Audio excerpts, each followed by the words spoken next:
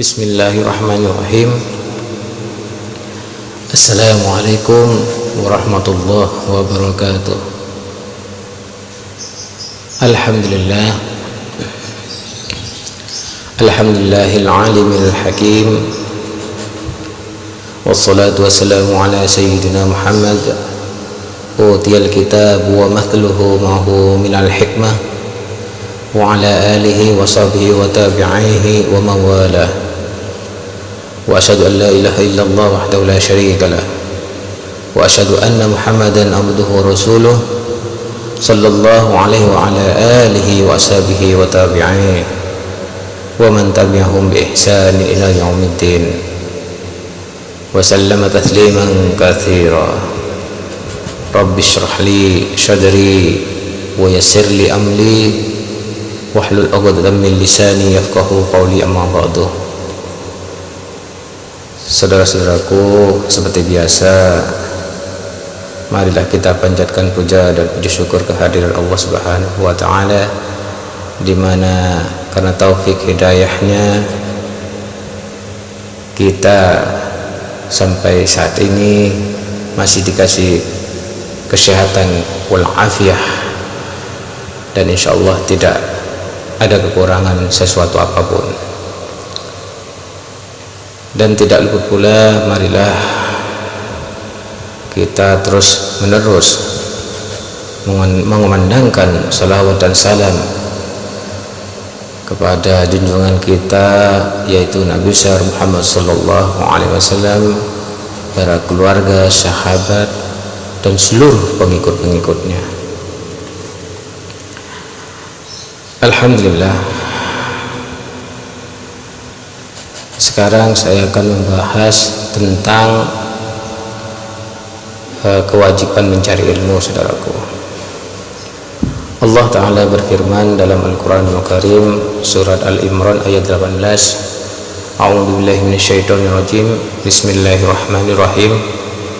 Syahidallahu annahu la ilaha illa huwa wal malaikatu wa ulul ilmi qa'iman bil qist, yang artinya Allah menyatakan bahwasanya tidak ada Tuhan melainkan Dia yang berhak disembah, yang menegakkan keadilan, para malaikat dan orang-orang yang berilmu. Selain itu, Allah meningkatkan kedudukan ulama menjadi nomor 2 setelah kedudukan malaikat, demi untuk menghormati kedudukan orang-orang yang berilmu. Allah berfirman dalam Al-Quran surat Al-Mujadilah ayat 11, A'udzu billahi minasyaitonir rajim, Bismillahirrahmanirrahim. Yarfa'illahu alladhina amanu minkum walladhina utul ilma darajat. Niscaya Allah akan meninggikan orang-orang yang beriman di antaramu dan orang-orang yang diberi ilmu pengetahuan beberapa derajat. Saudara-saudaraku, karena kemuliaan itulah maka Allah menyuruh para malaikat bersujud kepada Adam, karena Adam telah diajari berbagai macam ilmu, sedangkan para malaikat belum pernah diajari apapun tentang ilmu. Rasulullah sallallahu alaihi wasallam bersabda, al-ulama warasatul anbiya, para ulama pewaris nabi. Tetapi karena para nabi tidak mempunyai harta untuk diwariskan, maka para ulama hanya menerima ilmunya dan mewarisinya. Karena itu, mewarisi ilmu lebih utama dari seseorang yang mewariskan hartanya kepada keluarganya. Bahkan hanya ilmu saja yang dapat memberi ketenangan dan pahala bagi orang yang berilmu ketika ia telah sampai di dalam kuburnya. Seperti yang disebutkan oleh Muslim dari Abu Hurairah radhiyallahu an, bahwa Rasulullah sallallahu alaihi wasallam bersabda, "Idza mata ibnu Adam qata'a 'amaluhu illa min thalathin, shadaqatin jariyah aw ilmin yunfa'u bih aw waladin salihin yad'u lahu."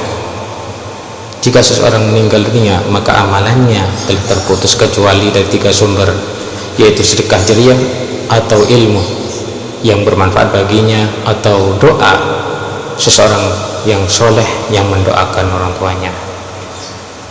Saudaraku, dalam kehidupannya manusia terdiri dari dua unsur, yaitu unsur jasmani dan rohani. Adapun unsur jasmani sangat membutuhkan unsur rohani. Demikian pula sebaliknya, saudaraku. Kalau unsur jasmani membutuhkan makanan, pakaian, dan tempat tinggal maupun hubungan kekeluargaan dan sebagainya, tetapi unsur rohani membutuhkan ilmu pengetahuan.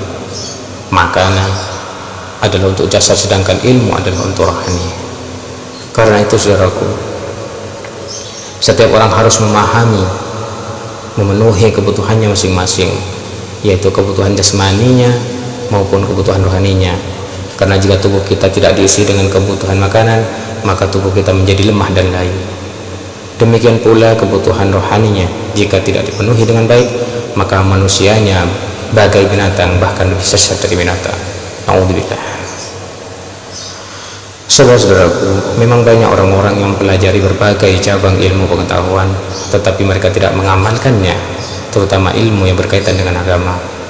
Seseorang yang tidak mengamalkan ilmu agamanya, maka orang itu menjadi rugi besar dan tidak akan mendapat keuntungan bagi akhiratnya, karena ia hanya mengamalkan ilmu yang berkaitan dengan dunianya saja. Seseorang yang berilmu dapat terlihat dari perkembangan akalnya, mensucikan nafsunya dari perbuatan yang menyimpang, dan ia dapat mewujudkan budi pekerti yang mulia, sehingga pergaulannya dengan orang lain sangat bagus.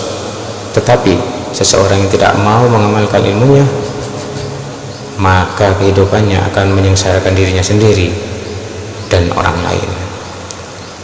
Adapun seseorang yang mengetahui luas tentang hukum-hukum syariat dan ia memahami dalil-dalilnya yang dapat berpengaruh dalam kehidupan dunia dan akhiratnya, kemudian ia tidak mengamalkan ilmu syariatnya, maka ia termasuk orang-orang yang bodoh yang tidak mengetahui ilmu Islam sedikit pun. Karena ilmu menurut Islam harus dikerjakan dengan baik. Sedikit pun Islam tidak tergiur dengan seseorang yang mempunyai ilmu banyak tetapi ia tidak mengamalkannya. Saudaraku, Allah berfirman dalam Al-Quranul Karim, surat Asy-Syaff, A'udzu billahi minasyaitonir rajim. Bismillahirrahmanirrahim. Lima taquluna ma la taf'alun. Kabura maqtan indallah an taqulu ma la taf'alun. Kenapakah kamu mengatakan sesuatu yang tidak kamu kerjakan? Amat besar kebencian di sisi Allah bahwa kamu mengatakan apa-apa yang tidak kamu kerjakan. Surat Asy-Syaff 2 dan 3. Saudaraku, Allah tidak senang dengan orang yang pandai tetapi tidak mengamalkan ilmunya, karena ulama adalah panutan bagi orang lain.